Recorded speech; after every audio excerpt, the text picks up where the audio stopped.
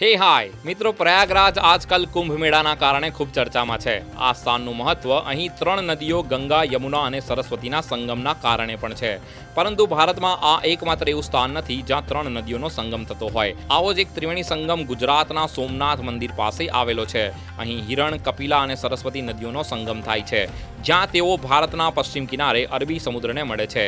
તમિલનાડુમાં કુડુથુરાઈ ખાતે આવેલા ત્રિવેણી સંગમ કાવેરી, ભવાની અને અમુધાનું સંગમ છે અને તે દક્ષિણ ભારતીય ત્રિવેણી સંગમ અથવા દક્ષિણા સંગમ તરીકે ઓળખાય છે.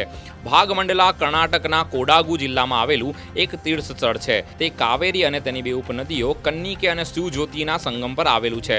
કેરળનું મુન્નાર શહેર એ સ્થાન છે જ્યાં મુધિરાપુઝા, નલ્લાથની અને કુંડુલા નદીઓનો સંગમ થાય છે.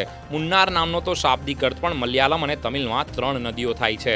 કંદકુર્તી એ ભારતના તેલંગાણા રાજ્યના નિઝામાબાદ જિલ્લાના રેન્જલ મંડલમાં આવેલું એક ગામ છે. અહીં ગોદાવરી નદીનો મંજીરા અને હરિદ્રા નદીઓ સાથે સંગમ થાય છે. ભીલવાડા એ રાજસ્થાન રાજ્યનો એક જિલ્લો છે. અહીં બનાસ નદી, બેરાચ અને મેનાલી નદીઓ સાથે મળે છે.